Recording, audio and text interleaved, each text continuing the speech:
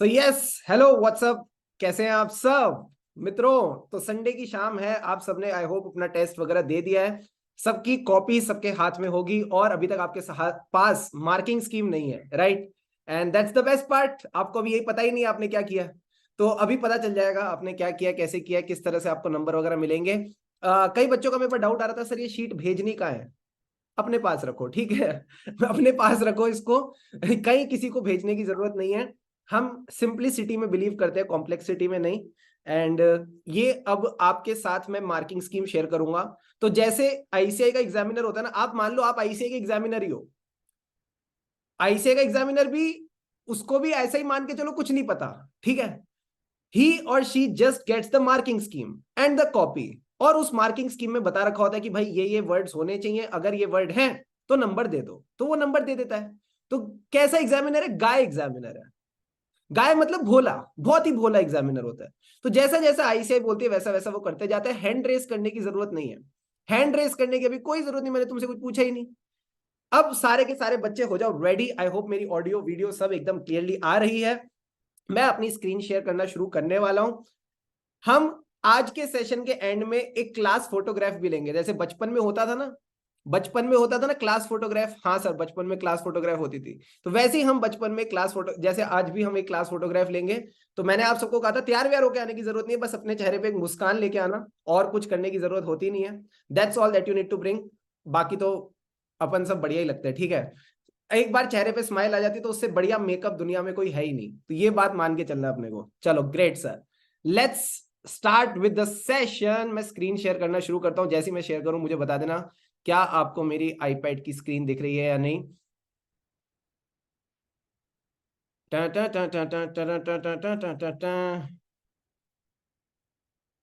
I have started. एक second मैं पूछूंगा आपसे तब बताना।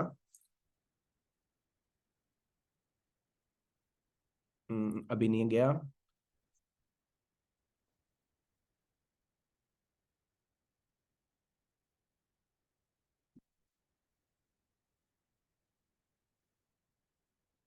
Sharing is paused. क्यों पॉज्ड है?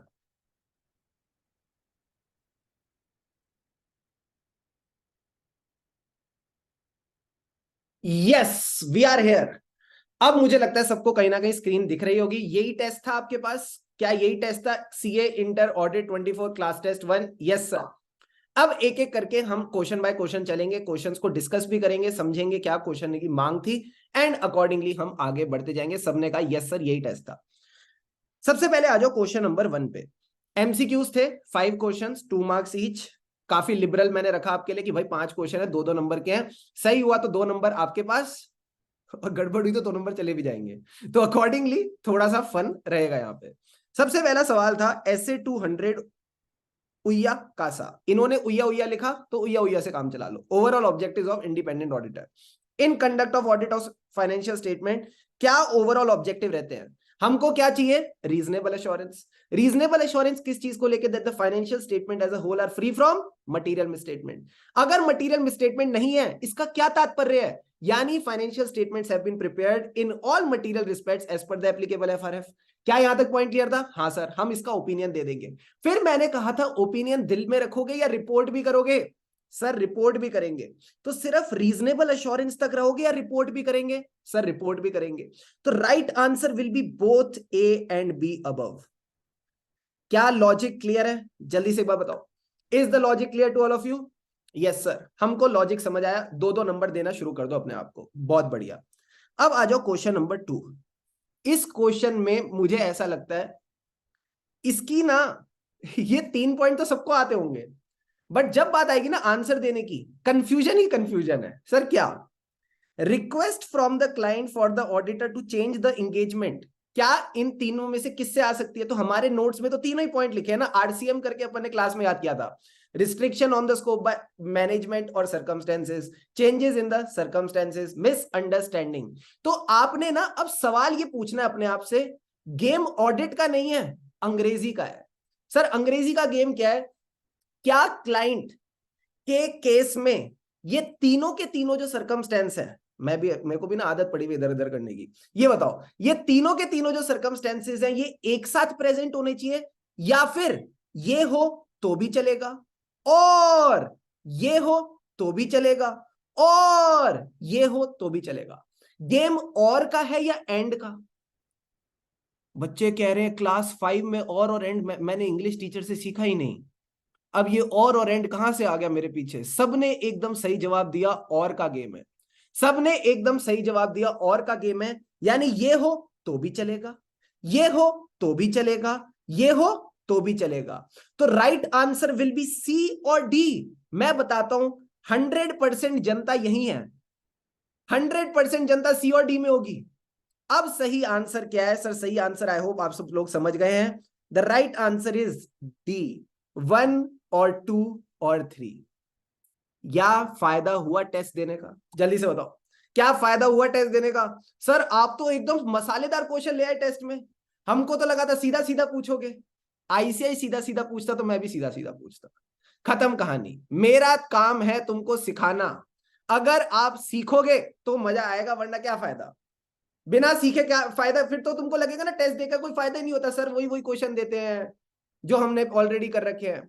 मस्त था सर, गलत हो गया, वेरी गुड। गलत हो गया तो आप सीख गए, खत्म कहानी। वेरी गुड, बहुत बढ़िया। अब आ जाओ क्वेश्चन नंबर 3 पे सारे बच्चे। Focus on the question number 3। Which of the following is not, ICAI यहां पे भी बहुत खेलता है, not as per professional scepticism. कह रहा है प्रोफेशनल स्केप्टिसिज्म होगा तो इसमें से क्या नहीं होगा? क्या प्रोफेशनल स्केप्टिसिज्म होगा तो आप अलर्ट रहोगे? हाँ रहेंगे। तो ये नॉट तो नहीं है, ये तो यस है। क्या प्रोफेशनल स्केप्टिसिज्म होगा तो आप ओवरलुक करोगे? जल्दी से बताओ, क्या प्रोफेशनल स्केप्टिसिज्म होगा तो आप ओवरलुक करोगे? बच्चा कह रहा है यस। बेवकूफ बच्चा, कैसी बातें करते हो? कैसे ओवरलुक करोगे? अगर प्रोफेशनल स्केप्टिसिज्म के ओवरलुक होते हुए भी तुम ओवरलुक करोगे तो फायदा क्या? 99.99% बच्चों के चैट में मैसेजेस आ रहे हैं, the right answer is no sir, overlook तो नहीं करेंगे।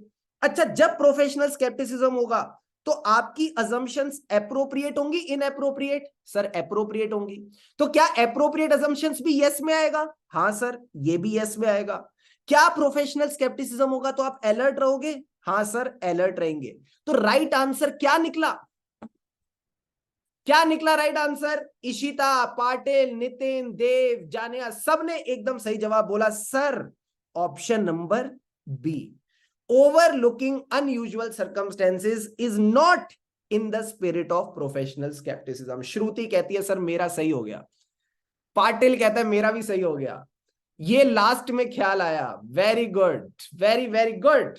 काफी लोगों ने सही कर लिया, काफी लोगों को गलत भी हुआ होगा, but the game here is हम सीख गए, घर बैठे बैठे सीख गए बिना कुछ काम खराब करे। राइट और नॉट? Yes sir. अच्छा हाँ, अगर तुम्हारे दिल पे ये बात लग रही है ना, यार मुझे तो लग रहा था ये मेरा सही होगा, मैं तो बड़े जोश में किया था और ये गलत हो गया, मैं एक बात बताऊं, that is the student attitude. खुश रहो कि तुम्हारे अंदर अभी ये ना जिंदा है ये चीज, कि तुमको ना इस चीज का दर्द होता है, अरे यार गलत हो गया, इससे फर्क पड़ना चाहिए। काफी बच्चों को ना इस चीज से फर्क ही नहीं पड़ता। क्लियर है पॉइंट? Yes sir. अब आ जाओ क्वेश्चन नंबर 4 पे। अभी तो तुमको आज बहुत मजे आएंगे। हम वीकेंड पार्टी ऐसी करेंगे, ठीक है, हर वीकेंड ऐसी पार्टी होगी जहां तुम्हारे पूरे हफ्ते का जायजा लिया जाएगा। एज पर ऐसे 210 pre conditions of an audit do not include which of the following. मैंने कहा भाड़ में गया क्वेश्चन, पहले बताओ what do they include. Pre condition में आता क्या है? सर ऑडिट से पहले आया फाइनेंशियल स्टेटमेंट, फाइनेंशियल स्टेटमेंट से पहले आया FRF, FRF should be acceptable. क्या पहला पॉइंट क्लियर है? हाँ सर। दूसरा, आप मैनेजमेंट के साथ एग्रीमेंट करते हो कि वो एक्नॉलेज करती है, अंडरस्टैंड करती है अपनी responsibility, financial statement, internal control and to provide the auditor without. अब देखो इसमें क्या क्या है। क्या एक्सेप्टेबिलिटी ऑफ एफआरएफ होता है? हाँ सर। क्वेश्चन में क्या बताना है? नॉट। ठीक है सर। क्या मैनेजमेंट की रिस्पॉन्सिबिलिटी होती है फाइनेंशियल स्टेटमेंट बनाने की? होती है। क्या ऑडिटर को रिकॉर्ड्स देने हैं? देने हैं। क्या मैंने ये फालतू की बात की थी आपसे, integrity of the key managerial person? नहीं सर। तो ये हो गया गलत। अब मुझे एक बात बताओ, जो बच्चा प्री कंडीशन सिर्फ समझ के गया होगा, उसने सिर्फ समझ लिया कि ये सब अच्छी अच्छी चीजें होनी चाहिए, क्या वो ये चीज ठीक कर पाएगा? नहीं सर। हमको जब तक सारे पॉइंट्स पे कॉन्फिडेंस नहीं होगा तब तक यहां पे बैंड बजनी जरूरी है। तो मोटा माटी मेरे को जितने भी बच्चों को मैसेजेस दिख रहा है सबके आंसर हो गए हैं सही, congratulations. Now comes question number 5 and that was the last question of the MCQ. If the auditor concludes कि RJ present है आरजे प्रेजेंट है, यानी मैं अब दूसरी एंगेजमेंट पे मूव ऑन कर सकता हूं। हाँ सर। तो ये कहता है report issued would be appropriate for revise terms of engagement, but confusion avoid करने के लिए हमें कौन सी चीज को रेफर नहीं करना? Option A original engagement plus procedure. क्या हमने ये दोनों बातें पढ़ी थी? क्या हमने ये दोनों बातें पढ़ी थी? सर एक बार दिखाओ ना, एक बार जल्दी से हमको नोट्स दिखाओ ना, उसमें हम देखते हैं। मैंने कहा मुझे जितना याद है दोनों ही बातें वहां लिखी थी, और उसके नीचे एक एक्सेप्शन भी लिखी थी। हाँ, यही सेम टू सेम लाइन थी। To avoid the confusion, original audit engagement पे भी बात नहीं करेंगे, प्रोसीजर्स पे भी बात नहीं करेंगे। हाँ सर, ये तो बिल्कुल सही बोल रहे हो आप। अब टेस्ट पे आ जाओ। टेस्ट टेस्ट टेस्ट किधर गया? ये रहा। तो दोनों ही पॉइंट है। तो जब पहला ही ऑप्शन आपका सही हो गया है तो बाकी चीजें भूल जाओ। अब सर सेकंड पॉइंट पे आते हैं। ओरिजिनल एंगेजमेंट वाला जो पॉइंट है, क्या सिर्फ ये आएगा? मैंने कहा नहीं। क्या सिर्फ प्रोसीजर वाला पॉइंट आएगा? मैंने कहा नहीं। And last point is original engagement and any procedures that may have been perform. अब यहां गेम किसका हो गया? एंड और का। तो अब आपने इससे क्या चीज सीखी?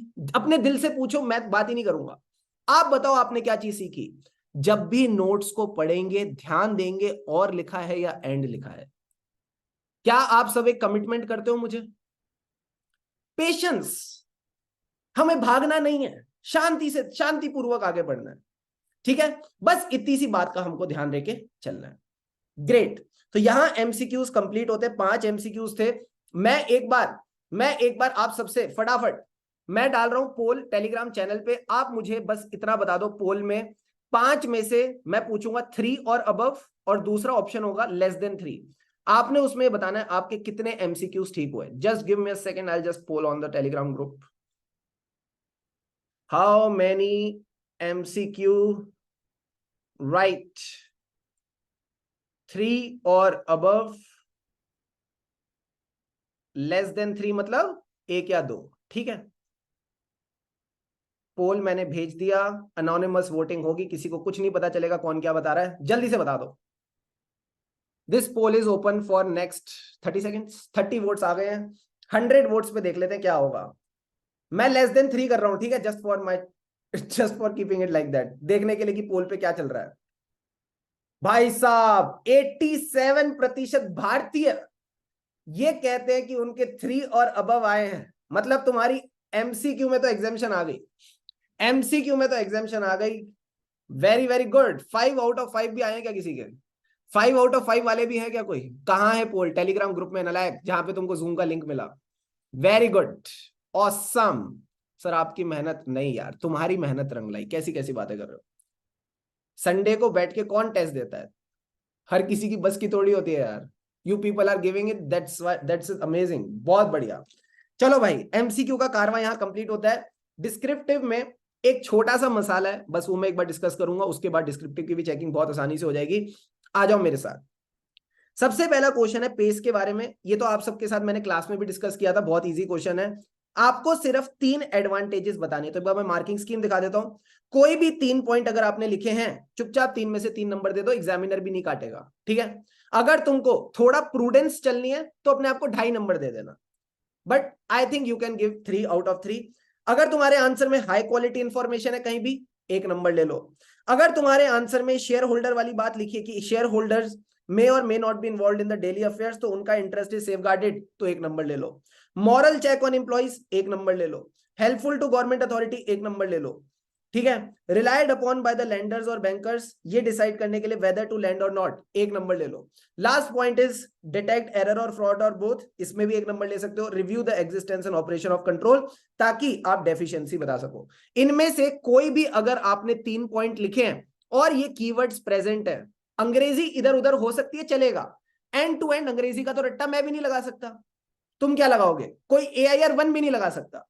सो मेनली आपके कीवर्ड्स होने चाहिए, ऐसा ना लगे एग्जामिनर को इसने मन से लिखा है। अगर आपके कीवर्ड्स मैच होंगे आपका काम सही हो जाएगा। Very good, keywords are important, answer का एसेंस सही बैठना चाहिए। ऑसम। चलो सर, अब इसमें से कोई भी अगर आपके 3 पॉइंट सही हो गए हैं, any 3 point, so you can give yourself 3 out of 3। बच्चा कह रहे लेंथ कितनी होनी चाहिए, चलो मैं तुमको लेंथ के बारे में बताता हूं। अगर तुमने बस इतना लिखा है, मॉरल चेक ऑन एम्प्लॉइज, ये 4 शब्द लिखे हैं, तुम नलायक हो, खत्म कहानी। अरे मॉरल चेक ऑन एम्प्लॉय क्या, ठीक है, moral check on employ, what is moral check on employ, पूरी लाइन तो लिखोगे ना, audit make sure it acts as a moral check on employ. तो ये पॉइंट आपने ध्यान रखना है। अब हाँ, एक बच्चे ने बड़ी प्यारी बात बोली, सर हम एग्जामिनर के जो आंखों के सामने ये कीवर्ड्स कैसे हाईलाइट करें, अंडरलाइन करके। आप इनको अगर अंडरलाइन कर दोगे तो एग्जामिनर को ये बात बहुत अच्छी लगेगी, उसको लगेगा ये बच्चा एक्चुअल में एक प्रोफेशनल पेपर लेके आया है। वेरी गुड गगन, वेरी गुड महेश्वरी, बहुत बढ़िया, मैंने सर अंडरलाइन करके दिया है। वेरी गुड विशाल, तुम्हारा नाम ही विशाल है, विशाल विशाल मार्क्स लेके आना। अब सर आ जाओ क्वेश्चन नंबर 2। मैंने क्वेश्चन नंबर 2 ना एकदम स्मार्टली आपको बना के दिया, just as per the ICI pattern. कई बच्चों का मेरे पास डाउट आया, सर आपने ना प्रोफेशनल स्केप्टिसिज्म का एक क्वेश्चन दिया था होमवर्क में, क्या बोलते हैं अपन उसको, क्यूओटीडी में। वो कहता सर ये सारी बातें याद करके लिखनी है। आईसीआई कभी भी उतनी बड़े आंसर आपसे एक्सपेक्ट करता ही नहीं है।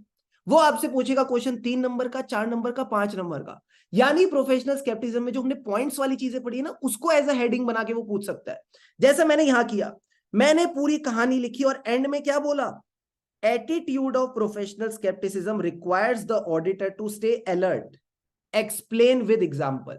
बस इतना पूछा, एक्सप्लेन विद एग्जाम्पल बता दो कि कौन से एग्जाम्पल है, कौन से ऐसे एग्जाम्पल थे जहां पे मैंने कहा था अलर्ट रहना है। तो ये कहां पे बोला था अलर्ट रहने के लिए, जब बैंक स्टेटमेंट और बैंक कंफर्मेशन मैच नहीं करते। ओ,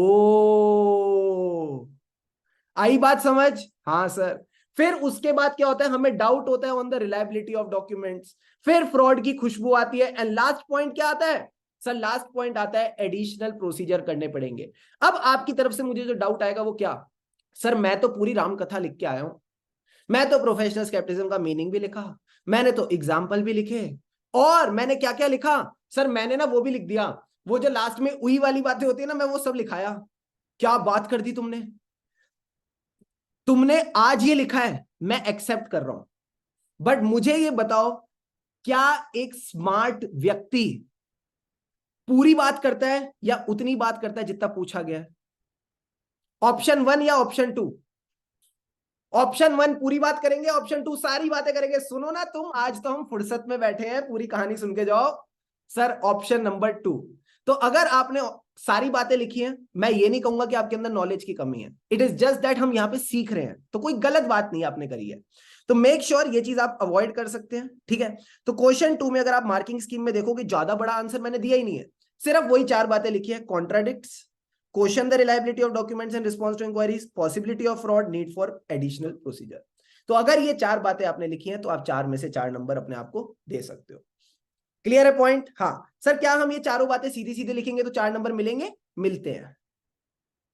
ये आपको अगर किसी ने बोला है, या आपने कहीं से सुना है, या आपने खुद ही ये बना लिया है मन कि जब तक मैं 4 नंबर के लिए 2 या 4 पेज नहीं लिखूंगा मुझे आईसीआई से नंबर नहीं मिलेंगे, लेट मी टेल यू, ये गलत बात है, ठीक है सर।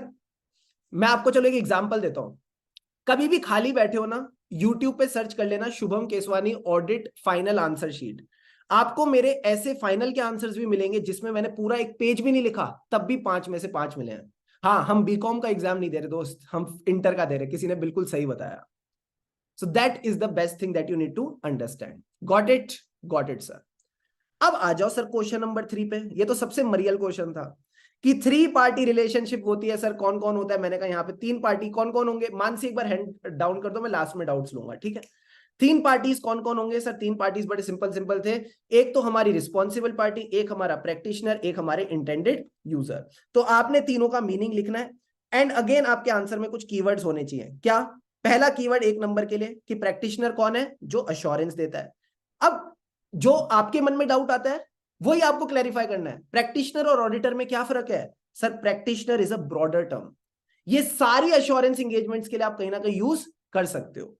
ऑडिट क्या है? ऑडिट सिर्फ हिस्टोरिकल इंफॉर्मेशन की बात करता है, जबकि हमारा प्रैक्टिशनर हिस्टोरिकल ही नहीं, प्रोस्पेक्टिव इंफॉर्मेशन पे भी अपना रिपोर्टिंग कर सकता है। क्लियर है पॉइंट? Yes sir. फिर रिस्पॉन्सिबल पार्टी, अगेन नाम में ही है, responsible for preparing the subject matter. Intended user, जिसके लिए रिपोर्ट बनी है। सिंपल पॉइंट है। हाँ सर, अगेन अगर आपके कीवर्ड मैच हो रहे हैं तो 3 में से 3 दे दो। हाँ, अब अगर आपको लगता है ना 3 में से मेरे 2 पॉइंट मैच हो रहे हैं तो 2 दे दो, 1 पॉइंट मैच हो रहा है तो 1 दे दो। That you can apply your judgement and mark accordingly. अब आता है सर क्वेश्चन नंबर 4, और इसमें आएगा मजा। है ये 3 नंबर का ही, बट इसमें मैंने सवाल में चेंज क्या किया। जो आपके क्वेश्चन बैंक का सवाल था वो क्या था सर, वो ये था नेचर ऑफ ऑडिट प्रोसीजर्स जो होते हैं उस वजह से इनहेरेंट लिमिटेशन होती है। बट क्वेश्चन में क्या पूछा है, नेचर ऑफ फाइनेंशियल रिपोर्टिंग। यानी इसमें कौन से पॉइंट आएंगे, देखे चैट बॉक्स में किसी ने बताया तो। हाँ, पहला लिमिटेशन पूछा, मैनेजमेंट की मजबूरी। तो यहां आपकी मैनेजमेंट की मजबूरी आएगी, जजमेंट का पॉइंट आएगा, हम भी सही तुम भी सही, subjectivity, uncertainty and internal control की लिमिटेशन। अब जब आप सजेस्टेड आंसर में जाओगे, एक रियलिटी चेक आपको दे रहा हूं जो आपको शायद बाद में सिर्फ ऑडिट में नहीं कई सब्जेक्ट्स में मिल सके।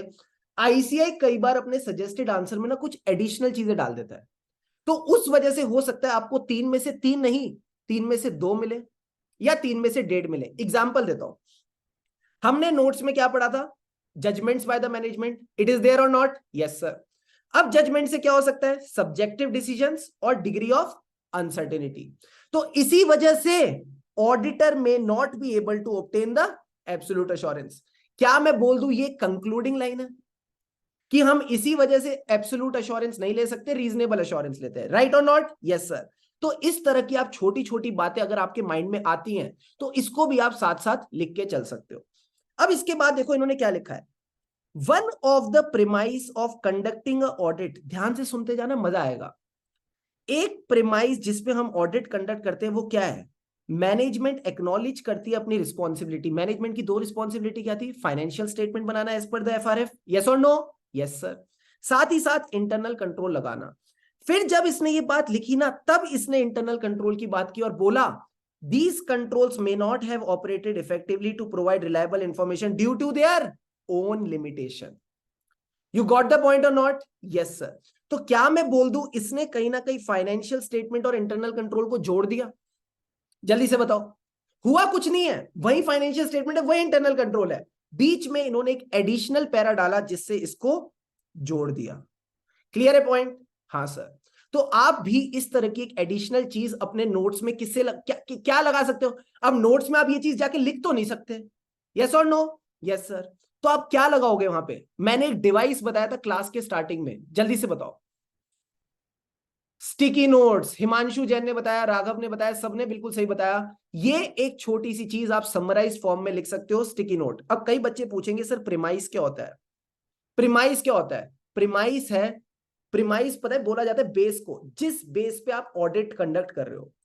तो बेस क्या है कि मैनेजमेंट रिस्पॉन्सिबिलिटी मानती है तो ही हम ऑडिट कर पाएंगे, यस और नो, यस सर। तो premise is basically the base जिस पे आप ऑडिट कंडक्ट कर रहे हो कि मैनेजमेंट रिस्पॉन्सिबिलिटी मानेगी तो ही हम ऑडिट में आगे बढ़ेंगे। अब एक छोटी सी चीज और है जो मैं आपको आज सिखाने वाला हूं, ध्यान से समझना। ये एक ऐसी चीज है जो मैंने सोचा था मैं आपको चैप्टर 4 में सिखाऊंगा, जो risk assessment and internal control वाला है। बट अभी मुझे लगता है आप लोग ग्रो अप हो गए हो, आप लोगों ने काफी चीजें सीख ली हैं। अब ध्यान से समझना, अगर कोई एंटिटी है, इधर फोकस करना स्क्रीन पे, कुछ लिखने की जरूरत नहीं है, बस ध्यान से समझना। एक एंटिटी है, ठीक है, ये एंटिटी इंश्योर करना चाहती है, सर क्या इंश्योर करना चाहती है, ये इंश्योर करना चाहती है कि जो भी ये पेमेंट करे ना फॉर द इनवॉइसेस, ये सिर्फ उन्हीं इनवॉइसेस की पेमेंट करे जिसके केस में गुड्स रिसीव हो चुकी हैं, जिसके केस में कहीं ना कहीं गुड्स रिसीव हो चुके हैं। क्या ये बेसिक बात समझ आती है? हाँ सर। अब यहां पे रिस्क क्या है, जल्दी से बताओ, यहां पे रिस्क क्या है? सर रिस्क बड़ी सिंपल है, रिस्क ये है कि पेमेंट हो जाए फॉर फिक्टिशियस इनवॉइसेस। अगर फिक्टिशियस इनवॉइसेस की पेमेंट हो गई तो क्या ये पाप हो जाएगा? हाँ सर। तो इन्होंने इसके लिए क्या किया ना, इसके लिए इन्होंने इंटरनल कंट्रोल बनाया। इंटरनल कंट्रोल का क्या मतलब बताया मैंने अभी तक आपको, एक प्रोसेस बनाया, सिंपल सी बात है, इसके अराउंड एक प्रोसेस बनाया। इन्होंने कहा जब भी कोई इनवॉइस आएगा उसके ऊपर ना जो गुड्स रिसीव हुई हैं उसका ना स्टैंप लगेगा। उस स्टैंप में डाला जाएगा date of receiving, quantity of receiving. जब ये दोनों चीजें हो जाएंगी ना तभी इनवॉइस जाएगा, पता है किसके पास? अकाउंट्स डिपार्टमेंट के पास। फिर ये अकाउंट्स डिपार्टमेंट के पास जाएगा और तभी इसकी पेमेंट होगी। क्या ये इंटरनल कंट्रोल सबको क्लियर है? जल्दी से बता दो, यस और नो? Yes sir. ये बात हमको समझ आ गई कि कहीं ना कहीं रिस्क थी कि फिक्टिशियस इनवॉइस की पेमेंट हो सकती है। तो इन्होंने कहा जब इनवॉइस पे ठप्पा लगेगा, किस चीज का ठप्पा? कि गुड्स रिसीव हो गई, डेट भी आ गई, क्वांटिटी भी आ गई, तभी इनवॉइस जाएगा, अकाउंट डिपार्टमेंट इसकी पेमेंट करेगा। अब मुझे एक बात बताओ, जो व्यक्ति ठप्पा लगा रहा है, जो व्यक्ति ठप्पा लगा रहा है, क्या ये अकाउंट्स डिपार्टमेंट के व्यक्ति के साथ कॉल्यूजन कर सकता है? जल्दी से बताओ। क्या ये दोनों मिलके इस कंट्रोल की बैंड बजा सकते हैं? दिल से आवाज निकले तो फटाफट चैट बॉक्स में बता दो मुझे। Yes sir, yes sir, yes sir, very very good. अब सर एक बात बताओ, इनको मिलेगा क्या? इनको मिलेगा क्या बैंड बजा के? Good question, yes sir, very good question. ये लोग कॉल्यूड करेंगे विद अ थर्ड पार्टी। कोई सोच सकता है ये थर्ड पार्टी कौन है? ये थर्ड पार्टी कौन है जिसके साथ कॉल्यूजन हो रहा है? गगन ने बोला सप्लायर, और देखते हैं creditor, very good, seller, supplier, सबने बिल्कुल सही बोला। सर यहां ना सप्लायर बैठा है, तो सप्लायर ने क्या किया? इनवॉइस भेजा, इसने ठप्पा लगाया, इसने पेमेंट करी। जब ये तीनों चीजें हो गई, पैसा किसके पास गया? सर पैसा गया सप्लायर के पास। ओ, अब पैसा बटेगा तीन टुकड़ों में, कद्दू कटेगा तो सब में बटेगा।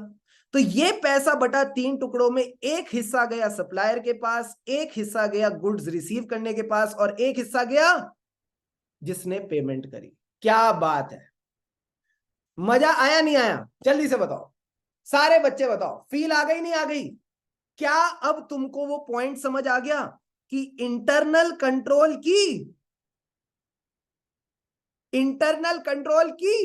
अपनी खुद की लिमिटेशंस हैं। ओ, इंटरनल कंट्रोल की अपनी खुद की लिमिटेशंस हैं। Very good, very good, very good, very good. बस इतनी सी बात आपको समझनी थी। यही same to same modus operandi आपके लिखा है सर, किसमें? आंसर में। देखो क्या कहता है, consider for example management of a company devised a control. Management ने एक प्रोसेस बनाया, जितने भी परचेज बिल आएंगे उन पे क्या किया जाएगा? सर उन पे ठप्पा लगाया जाएगा, सिग्नेचर किया जाएगा ऑथोराइज पर्सन का जो गुड्स रिसीव कर रहा है।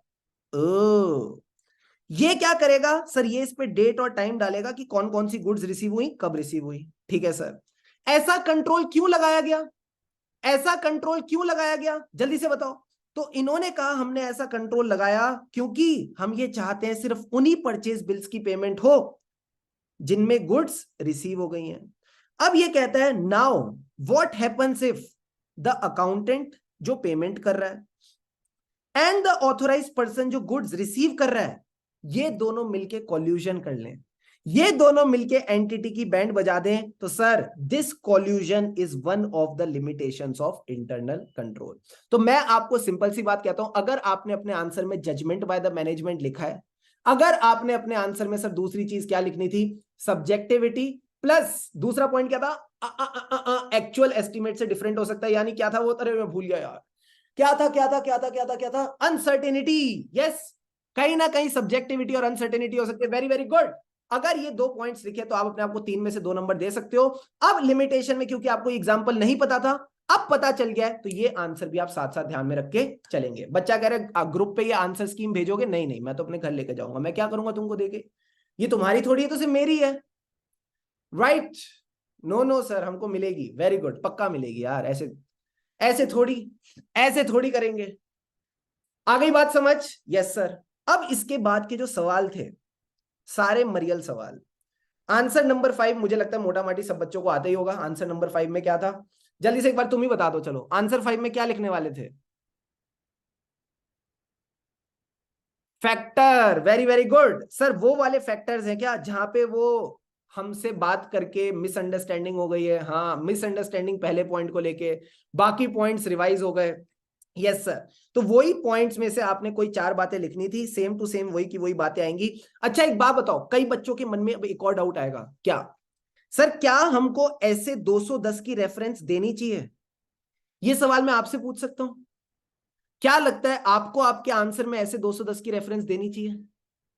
सबने कहा देनी चाहिए। तो इवन दो मैंने मार्किंग स्कीम में ऐसे 210 की रेफरेंस नहीं दी है, बिकॉज ऐसा कहा जाता है कि एग्जामिनर जनरली स्टैंडर्ड देख के नंबर नहीं देखता, पॉइंट्स देख के देता है। बट फिर भी मैं अगर आपकी जगह होता, एज अ स्टूडेंट पेपर देने जाता, मैंने स्टैंडर्ड्स के नाम याद किए, मुझे उससे कॉन्फिडेंस आया है, मैं दे के आता। क्योंकि जैसे ही मैंने ऐसे का नाम दे दिया ना, पता है क्या होगा, भले ही उसके नंबर ना हो, मैंने एग्जामिनर के मन में एक अच्छी छवि बना ली अपनी। मैंने कहीं ना कहीं एग्जामिनर को बता दिया भाई मैं एक प्रोफेशनल एग्जाम दे रहा हूं, और मैंने अपने आप को दूसरों से डिफरेंशिएट कर दिया। बाकी सब लोग हो सकता है सिर्फ पॉइंट्स पॉइंट्स बरसा रहे हो उसके ऊपर, मैंने ऐसे का नाम देके अपने आप को एक superiority they the. Got the point? Yes sir. Sir अगर नहीं दिया तो मार्क्स आएगा ना? हाँ तो भी मार्क्स आएगा। मैं तो बस सुपीरियर बनने की बात कर रहा हूं, तुमको मीडियोक्रिटी में रहना रह लो, कोई दिक्कत नहीं है मुझे। जिसको सुपीरियर बनना है उसके लिए मैंने बस ये पॉइंट बताया। क्लियर है पॉइंट? Yes sir. अब आ जाओ क्वेश्चन नंबर 6 पे, प्री कंडीशंस की बात थी। इसमें बस आप मेरे से मार्किंग स्कीम सुन लो। एफआरएफ इज एक्सेप्टेबल, आधा number. Preparation of financial statement as per the FRF, आधा नंबर। इंटरनल कंट्रोल नेसेसरी, आधा number. Access to all information, additional information, unrestricted access, सबका आधा आधा नंबर, टोटल मिला के 1.5 नंबर। क्लियर है पॉइंट? Yes sir. अगेन क्योंकि ये ऐसे 210 का क्वेश्चन था तो आप ऐसे 210 कोट कर सकते हो। अब एक बहुत प्यारा पॉइंट बता रहा हूं, ध्यान से समझना, एक बच्चे का डाउट भी आया, सर अगर हमने गलत ऐसे कोट कर दिया तो आप उस बच्चे से भी खराब हो जिसने कोट नहीं किया। ठीक है, तो ये पॉइंट ध्यान रखना। अगर आता है तो लिखो, ज्यादा होशियारी नहीं करनी।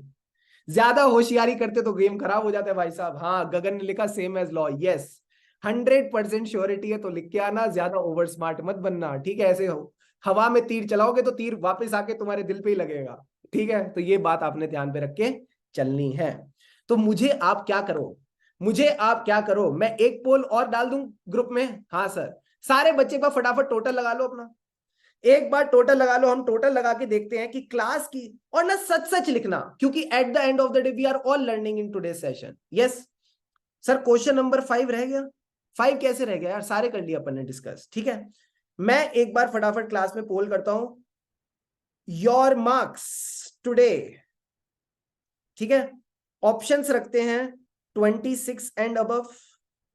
सर ये तो अनरियलिस्टिक बातें कर रहे हो आप। 20 से लेके 25, 15 से लेके 19, 12 से लेके 15 एंड लेस देन 12। ठीक है, ऐसे करके अपन ने पोल डाल दिया। फटाफट धूम मचा दो भाई साहब,